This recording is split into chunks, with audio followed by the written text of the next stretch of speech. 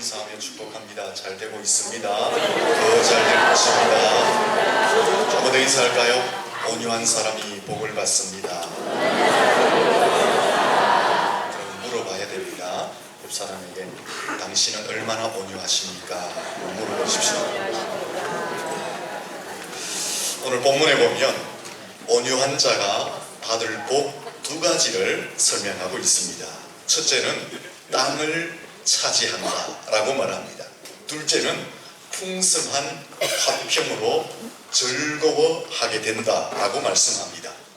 땅을 차지한다 라는 것은 토지의 개념이 아니라 지경, 영역의 개념으로 이해하셔야 합니다.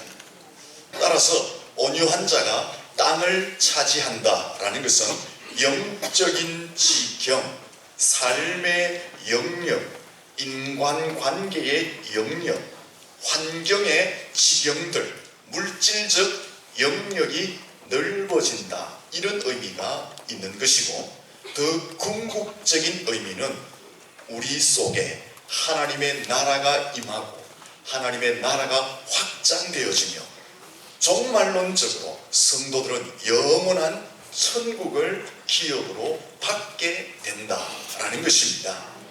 둘째로 풍부한 화평을 즐거워하게 된다라는 것은 온유하면 하나님과 조화로운 관계를 가지게 된다. 하나님과 소통하게 된다는 것입니다. 하나님과 조화로운 관계, 좋은 관계가 형성되어지고 영적으로 하나님과 소통하면 온갖 좋은 은사들과 온전한 선물들을 하나님께로부터 받기 때문에 우리의 인생 가운데 즐거움이, 신남이 일어나게 된다라는 것입니다. 또한 여기 온유한 자가 풍성한 화평을 즐거워하게 된다라는 것은 하나님과의 소통뿐 아니라 사람과의 관계도 좋은 관계, 소통의 관계를 이루게 되므로 즐거움을 얻게 된다라는 것입니다. 여러분, 인생을 살아가면서 물질 상당히 소중하지만 그것보다 더 소중한 것은 관계입니다. 물질이 많이 있다 할지라도 관계가 깨어지면 오히려 힘들고 어려운 일들이 일어나게 되고 즐겁고 신나는 삶을 살 수 없게 되는 것입니다. 좋은 집을 만들었습니다. 그 집 속에 좋은 가구를 들여놓고 좋은 침대를 들여놓고 좋은 환경을 꾸며 놓았다 할지라도 가족 관계가 깨어지면 그 집은 지옥과 같은 것이고 가시 방석과 같은 곳이 되게 되는 것입니다. 그래서 잠언 17장 1절에서는 마른 떡 한 조각만 있고도 화목하는 것이 제육이 집에 가득하고 다투는 것보다 낫다라고 설명하고 있는 것입니다. 사회생활에서도 관계가 얼마나 중요한지 모릅니다. 일이 아무리 복잡하고 어렵다 할지라도 그 일과 관계된 사람과 그 일과 연관된 사람과 좋은 관계가 맺어져 있으면 그 일들은 쉽게 성사되어지게 되는 것입니다. 하지만 아무리 일이 좋은 일이다 할지라도 그 일과 연관된 사람과의 관계가 깨어져 있으면 그 일들은 이루어가기가 쉽지 않게 되는 것입니다. 이처럼 관계라는 것은 너무나 중요합니다. 이 관계를 어떻게 하면 화평의 관계로, 좋은 관계로, 소통의 관계로 연결할 수 있느냐? 온유하면 화평의 관계를 유지할 수 있고 그 온유함을 통해서 즐거움을 얻게 된다라는 것입니다. 사랑하는 성도 여러분, 온유하면 하나님과 소통이 일어날 줄로 믿습니다. 온유하면 사람과의 소통이 일어날 줄로 믿습니다. 옆 사람에게 인사합시다. 온유하셔야 됩니다. 본문을 다시 한번 보시면 같이 한번 읽어보도록 하겠습니다. 11절 말씀 같이 읽습니다. 그러나 온유한 자들은 땅을 차지하며 풍성한 화평으로 즐거워하리로다. 온유한 자는 땅을 차지하고 풍성한 화평함으로 즐거움을 얻게 된다라고 말합니다. 이 말을 뒤집어 설명하면, 반대로 설명하면, 온유하지 못하면은 땅을 얻지 못한다는 거지. 온유하지 못한다면 화평의 관계가 깨어짐으로 복을 받지 못하게 된다라는 것입니다. 거칠고 불친절하고 포악하고 난폭하고 교만하면 복을 받지 못한다. 관계가 깨어져서 즐거움과 신남을 잃어버리게 된다라는 말씀입니다. 동물의 세계가 이 사실을 잘 증명하고 있습니다. 학자들은 이 동물의 세계를 약육광식의 세계, 강한 자가 약한 자를 잡아먹고 강한 자가 살아남는 세계, 이 세계가 동물의 세계라고 말합니다. 그러나 지금 현실은 정반대로 현실의 모습이 나타나고 있습니다. 호랑이, 사자, 표범, 이 강한 짐승들이 학자들의 논리라면 약한 것을 잡아먹고 강한 동물들이 이 땅을 지배해야 되는데 오히려 반대 현상입니다. 강한 동물들은 소멸되거나 점점 사라지고 있고 약한 동물들이 점점 많아지는 것이 현실이다라는 것입니다. 여러분, 이러한 논리는 동물의 세계에서만 증명되는 것이 아니라 인류 역사에서도 온유한 자가 땅을 차지하고 온유한 자가 복을 받는 것이 설명되어지고 있고, 강하고 힘이 있는 것들이 사라짐이 인류 역사를 통해서 증명되어지고 있습니다. 예수님께서는 마태복음 26장 52절에서 말씀하시기를 칼을 가진 자, 칼로 세워진 자는 칼로 망한다라고 말씀하셨습니다. 역사 속에 보면 칼로 세워진 강력한 제국들, 힘으로 세워진 강력한 나라들이 많이 있었습니다. 아수르, 바벨론, 페르시아, 로마, 이런 나라들은 칼로 세워집니다. 강력한 힘으로 대제국을 이루었습니다. 하지만 지금은 존재하지가 않습니다. 역사 속에 다 사라지고 말았습니다.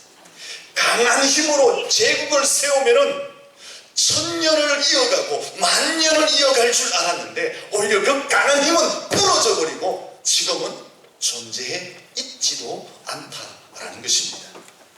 반면에 한없이 나약해 보이고 그 존재조차 희미하여 사람들에게 외면당했던 예수님, 기독교는 2000년 역사를 이어오면서 더욱 강력해졌고 세계 열방을 뒤엎고 있습니다. 이사야 선지자는 예수님을 틀 깎는 양에 비유했습니다. 요즘은 이 양털을 깎는 기계가 잘 발달되어서 쉽고 깨끗하게 틀을 깎는다고 합니다. 하지만 아주 옛날에는 이 틀 깎는 기계가 없었기 때문에 거친 집기나 가위를 가지고 양털을 잘랐습니다. 그러다 보니까 조금만 실수하면 양의 살을 여지없이 찝고 자르게 되는 것입니다.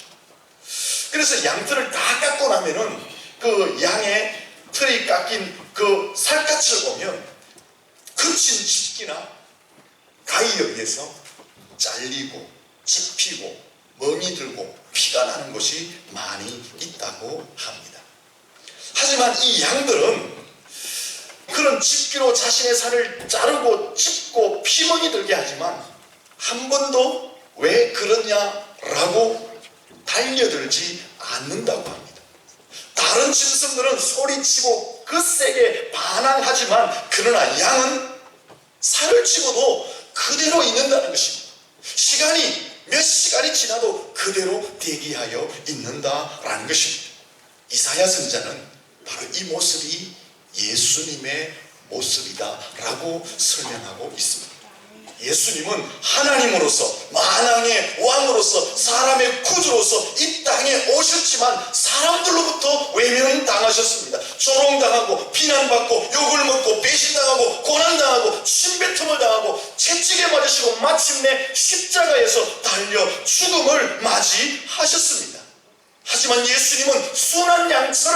그 모든 것을 기쁨으로 받아들이시고 당하셨다라는 것입니다. 이 예수님의 온유한 모습, 이것을 이사야는 양털 깎는 양에 비유했고, 이 예수님의 온유한 모습이 2000년 역사를 이어오면서 더욱 강력하게 세상을 뒤덮는 원동력이 되었다라고 설명하고 있는 것입니다. 사랑하는 성도 여러분, 온유함이 땅을 차지하게 되는 줄로 믿습니다. 그래서 이 나폴레옹이 그의 마지막 인생을 보내며 이런 유언을 합니다. 나폴레옹은 강력한 힘을 통해서 유럽을 정복하고 세계를 지배했던 대왕이잖아요. 그가 마지막 죽으면서 이런 유언을 남깁니다.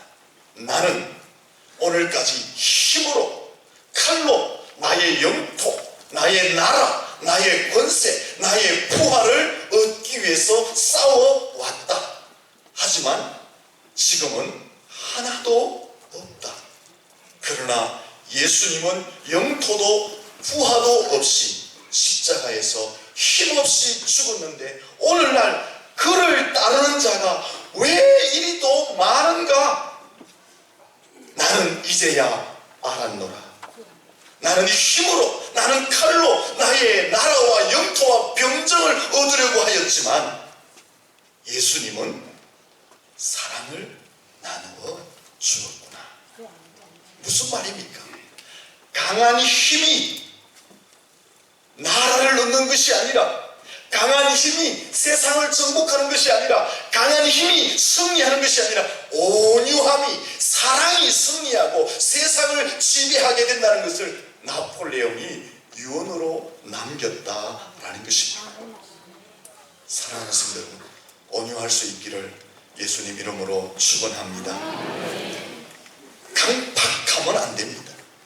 저항하고 반항하고 정오하고 미워하고 독하고 교만하면 자신도 불행해지고 땅을 차지할 수도 없고 화평을 누릴 수도 없고 성공에 이를 수도 없게 되는 것입니다.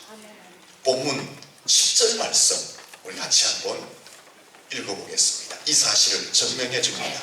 같이 읽습니다. 잠시 후에는 악인이 없어지리니 내가 그곳을 자세히 살필지라도 없어리로다. 아멘. 무슨 말입니까? 악인이라는 것은요, 거친 사람, 악한 사람, 난폭한 사람, 교만한 사람을 이야기합니다. 이런 사람은 없어진다, 소멸되어진다 라는 것입니다. 여러분, 온유한 사람이 땅을 차지하게 되고 화평의 즐거움을 누리게 되는 것입니다. 그런데 사람들은 이 온유함을 좋아하지 않는 듯한, 온유함보다는 오히려 강함, 힘 있는 자가 되려고 사람들은 예를 쓰는 것 같습니다. 왜 그럴까요? 온유함이라고 말하니까 왠지 힘이 없어 보이고 비굴해 보이고 무기력해 보이고 우유부단해 보이기 때문에 그렇습니다. 온유함이라고 말할 때에 강한 자에게, 큰 자에게, 힘이 있는 자에게 먹힐 것 같거든요. 이 세상을 보니까 강한 자, 힘이 있는 자, 능력이 있는 자가 이기는 것처럼 보여지거든요. 이 세상을 보니까 강자가 지배하는 세상처럼 보여지니까 온유함? 너무 좋은 말이지만 우리의 마음의 깊이에서는 온유라는 것을 거부하고 싫어하고 있는 듯 합니다. 그러나 성경에서는 온유함을 무기력함이나 비굴함이나 굽실거림으로 설명하고 있지 않습니다. 성경에서 말하는 온유함은 내적으로 강한 힘이 있고 속이 꽉 찼지만 잘 다듬어져서 외형적으로 부드럽게 나타나는 것, 상냥하게 나타나는 것, 따뜻하게 나타나는 것, 자신을 낮추고 겸손한 모습으로 나타나는 것, 그것을 온유함이라고 설명하고 있는 것입니다. 성경에서 온유함은요, 능력이 있고 강하고 경제력이 있지만 그것이 하나님 안에서 잘 컨트롤되어져서 다듬어져서 그것이 외적으로 나타날 때는 따뜻하고 부드럽고 상냥하고 겸손함으로 나타난 그 상태를 온유함이다라고 말합니다. 조금 더 적용해보면 고집이 있는 사람, 야성적인 사람, 자기 중심이 강한 사람, 이런 사람들이 하나님에 의해서 잘 다듬어지고 꺾여져서 그런 것들이 사라지고 부드러운 모습으로, 겸손한 모습으로, 따뜻하고 상냥한 모습으로 나타나는 것이 겸손함으로 설명하고 있는 것입니다. 온유함이라는 것은요, 내적으로 내공이 강한데 그 내공이 잘 다듬어져서 외적으로 부드럽게 나타나는 것, 내면적으로 매우 강력한데 그것이 잘 다듬어져서 상냥함으로 나타나는 것. 내가 힘이 있고 권력이 있고 강력한 에너지가 있음에도 불구하고 그것이 잘 다듬어져서 낮은 모습, 겸손한 모습으로 나타나는 것, 그것을 온유함이다 라고 설명하고 있는 것입니다. 그러므로 온유하다라는 것은 비굴하다, 굽실거린다, 유약하다, 힘이 없다, 그런 뜻이 아니다 라는 것입니다. 사람의 성품을 이렇게 좀 나누었더라고요. 첫째는 초보 단계, 둘째는 성숙 단계, 셋째는 원숙 단계가 있다. 여러분의 성품은 어느 단계에 이르러 있습니까? 옆 사람에게 인사합니다. 원숙 단계를 넘으신 줄로 압니다. 사실이십니까? 그런데 이 원숙 단계를 뛰어넘어서 정상급의 단계, 최상급의 단계가 있다고 합니다. 이 최상급, 정상급의 단계는 어떤 상태이냐? 온유함, 순진함, 그 온유함 때문에 부드러움, 상냥함, 따뜻함, 이런 모습으로 드러나는 것이 인생의 이 성품 중에 가장 최상급, 정상급의 이런 상태라고 말을 하고 있는 것입니다. 여러분, 이 단계는요, 최상급의 성품의 단계는 모나고 삐뚤고 혹은 힘을 주고 주장하고 교만하고 거칠고 악하였던 것들이 다 빠진 상태, 이것을 뺀 상태, 이것을 성품의 최상급 온유함, 따뜻함이라고 설명하고 있다라는 것입니다. 여러분, 운동을 할 때 운동을 잘 하려면 힘을 빼야 한다라고 말합니다. 초보자들은 운동을 할 때 힘을 상당히 많이 줍니다. 그런데 최고 경지에 이른 프로 선수들은요, 운동을 할 때 절대로 힘을 주지 않는다고 합니다. 그래서 최고 경지에 올라가려면 몸에 힘을 빼야 한다고 합니다. 야구를 하는 투수가 공을 탁 던질 때 힘을 주고 던지면 이 속도가 확 나야 되는데 속도가 줄어들어요. 힘을 주고 던지면 정확하게 들어가 있는데 엉뚱한 데로 날아간다는 거예요. 타자가 공을 칠 때에 힘을 딱 주고 치면 제대로 맞아야 되는데 헛스윙을 친다는 거예요. 힘을 주고 딱 치면 맞아서 홈런이 되는데 맞으면 파울이 되고 앞에 떨어져서 아웃된다라는 것입니다. 운동을 할 때도 운동을 잘 하려면 몸에 힘을 빼야 한다라고 말합니다. 신앙의 세계도 마찬가지입니다. 신앙의 높은 경지에 이르러 가려면, 우리의 인품이 좀 더 차원 높은 자리에 이르려면 힘을 빼야 한다라는 것입니다. 어떤 힘, 내 인생의 모난 것들, 삐뚤은 것들, 내가 주장하고 싶은 것들, 내가 교만한 것들, 내 속의 악함들, 독함들, 이런 것들을 빼버려야지 신앙의 높은 경지, 인품의 더 차원 높은 자리에 이를 수가 있다라는 것입니다. 옆 사람한테 인사합시다. 어깨에 힘 좀 뺍시다. 다시 인사합니다. 목에도 힘을 빼십시오. 여러분, 힘을 빼야지 우리 속에 따뜻함이 외면으로 드러나게 되고 우리 속에 거침이 상냥함으로 드러나게 되고 우리 속의 교만함이 낮아진 겸손함으로 드러나게 되는 것입니다. 이렇게 우리가 힘을 뺄 때에 온유함에 이르게 되고 땅을 차지하며 화평을 즐기는 은혜의 자리에 이르게 될 줄로 믿습니다. 한번 물어봅시다. 곡식을 심었습니다. 어떤 땅에 곡식을 심어야지 열매를 풍성히 거둘 수가 있습니까? 부드러운 땅입니까? 맞지요? 가시밭입니까? 아니지요? 길바닥입니까? 아니지요? 돌짝밭입니까? 아니지요? 마찬가지입니다. 사람도 우리의 심령이 가시밭이 되고 길바닥이 되고 돌짝밭이 되면 열매를 맺을 수가 없는 것입니다. 우리의 심령이 부드러워져야지 하나님의 말씀이 심겨지고 풍성한 열매를 맺게 되는 것입니다. 부드러운 마음, 따뜻한 마음, 친절한 마음, 상냥한 마음, 겸손한 마음을 가질 수 있기를 예수님 이름으로 축원합니다. 그 마음을 가질 때에 우리의 마음이 부들부들해질 때에 우리의 인생 가운데 하나님이 주시는 땅을 기업으로 받게 되고 하나님이 허락하시는 평화의 즐거움을 누리게 된다라는 것입니다. 민수기 12장에 보면 하나님께서 모세를 부르셔서 이스라엘 백성들을 인도할 애굽에서 구출해낼 지도자로 세웁니다. 지도자로 세우면서 하나님의 권위를 위임해 주시잖아요. 모세는 지도자가 되어서 하나님의 권위를 위임받고 이스라엘 백성들을 애굽 땅에서 구출해서 이스라엘 나라로 향하여 가고 있었습니다. 시내 산쯤에 이르렀습니다. 거기에 텐트를 치고 야영을 하고 있는데 모세의 형 아론과 누이 미리암이 서로 결탁을 합니다. 그래서 일종의 구태타를 일으킵니다. 모세에게 대항을 하는 것입니다. 너만 하나님을 만나느냐? 너만 지도자이냐? 우리도 하나님 만났다. 우리도 지도자가 될 수 있다라고 하면서 형과 누이가 서로 결탁을 해서 구태타를 일으킨 거예요. 모세 입장에서는 너무나 황당하고 화나는 것이었습니다.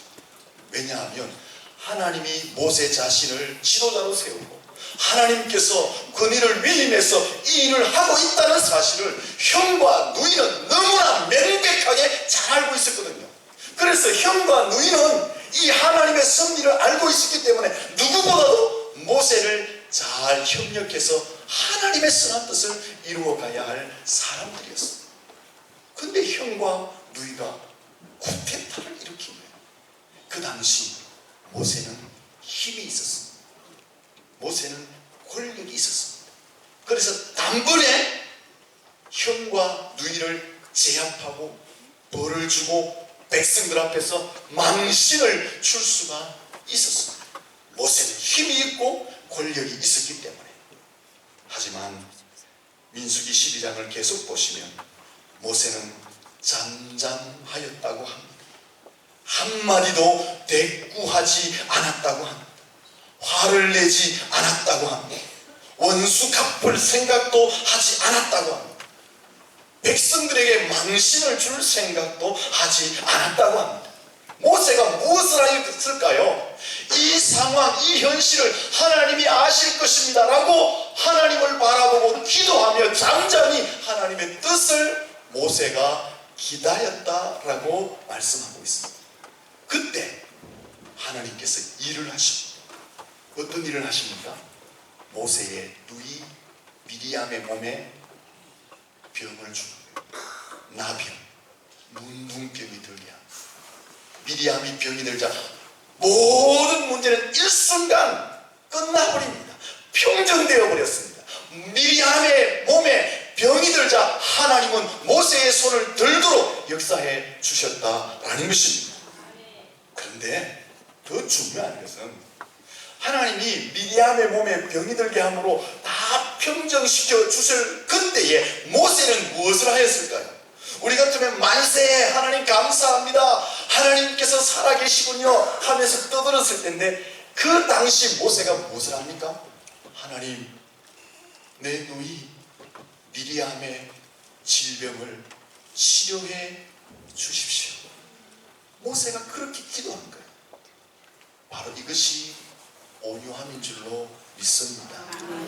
그래서 민수기 12장 3절에 보면 모세의 온유함이 지면의 모든 사람보다 더하더라, 그렇게 말씀하고 있는 것입니다. 여러분, 온유함이라는 것은요, 비굴한 것이 아닙니다. 약함이 아닙니다.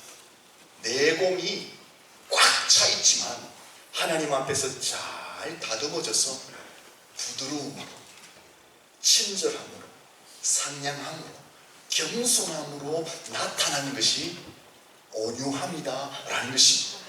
온유함이라는 것은 사람을 향해서 얼마든지 힘으로, 권력으로, 지력과 재력과 능력으로 제압하고 갚아주고 복수할 수 있는 상황이지만, 그렇게 하지 않고 오히려 친절을 베풀어주고, 오히려 따뜻하게 해주는 것, 오히려 이해하고 감싸주는 것, 그것이 온유함이다라고 말씀하고 있는 것입니다.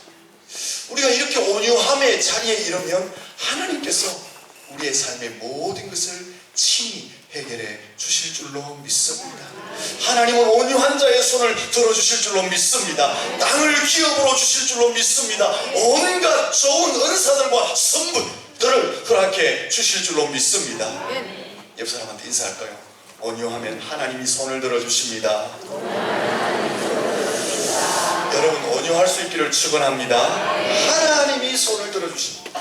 사람이 이기게 하는 것이 아닙니다. 나는 온유함으로 친절을 베풀고 따뜻하게 대해주고 그를 사랑해주고 그를 안아주고 그에게 내가 낮은 모습으로 가면요, 내가 짓밟히는 것이 아니라 하나님이 나의 손을 들어줘서 나로 하여금 이기게 하실 줄로 믿습니다.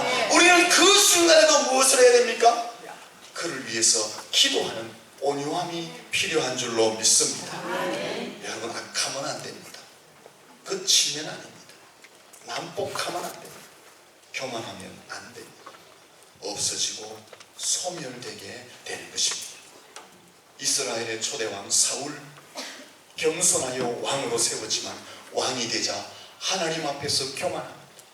사람 앞에서 교만합니다. 하나님은 그 사울을 보면서 왕 삼으신 것을 후회하시고 그를 버리셨습니다. 여러분, 힘을 빼고 부드러워질 수 있기를 예수님 이름으로 축원합니다. 따뜻한 사람들, 상냥한 사람들, 낮은 자리에서 겸손히 섬기는 사람이 되어야 하는 것입니다. 여러분의 가정에서도, 여러분이 속한 직장에서도, 여러분이 만나는 모든 사람들이 여러분의 힘을 빼고 온유함으로 다가갈 수 있기를 예수님 이름으로 축원합니다. 마지막으로 어떻게 하면 온유해질 수 있느냐라는 것입니다. 갈라디아서 5장 23절에 보니까 온유함은 성령의 열매라고 설명하고 있습니다. 이 말은 성령을 충만히 받을 때에 온유해질 수 있다는 것입니다. 성령이 나를 지배하고 다스릴 때에 내 거침과 내 모남과 내 삐뚤매 이 모든 것들이 빠져나가고 내 힘이 빠져나가고 내 속에 성령으로 인한 온유함이 열매를 맺게 된다라는 것입니다. 한 번 더 인사합시다. 성령 충만 받으시기를 바랍니다. 성령이 우리의 심령 가운데 임할 때에 내 어깨에 등 이 힘이 빠진다는 거예요, 여러분. 세상적인 힘, 세상적인 교만, 내 거친 난폭한 성격들, 이런 것들이 성령이 임하여서 다스려주고 만져줄 때에 그때 힘이 빠진다는 거예요. 한번 물어봅시다. 나 오늘 이 말씀 듣고 오늘 이 시간부터 나는 결심한다, 결단한다, 온유하게 살겠다. 여러분의 결심, 여러분의 결단처럼 당장 뒤집어질 수 있습니까? 안 되잖아요. 사람의 결단으로, 사람의 결심으로 성품이 바뀌는 거다. 성령님이 우리를 지배하시고 만져주실 때에 세상적인 힘들이 빠져나가게 될 줄로 믿습니다. 베드로 보십시오. 얼마나 다혈질적입니까? 지금 저처럼 말입니다. 막 했잖아요. 얼마나 급합니까? 그래서 실수도 많이 했거든요. 하지만 오순절 성령의 충만을 받고 온유한 사람으로 바뀌어졌습니다. 사랑의 사도 요한, 사랑의 사람 아니었어. 엄청나게 벼락 같은 사람이었어요. 전도하러 갔는데 전도를 받지 않자 예수님께 뭐라고 이야기합니까? 예수님, 저 사람들 보고만 듣는데 하늘에서 날벼락을 내려부시다. 이렇게 말했던 사람이 사도 요한이었어요. 근데 그가 애칭이 바뀌어지나요? 무엇으로? 사랑의 사도, 사랑의 사람 요한. 자기가 바꾸었을까? 아니에요.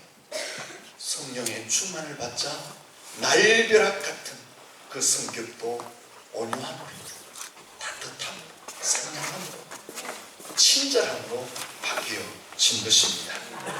여러분, 우리는 본질적으로 솔직하게 거침이 있습니다. 난폭함이 내 속에 내재되어 있습니다. 과격함이 우리 속에 있습니다. 모두 다 한 성질, 한 성격하는 걸 다 가지고 있습니다.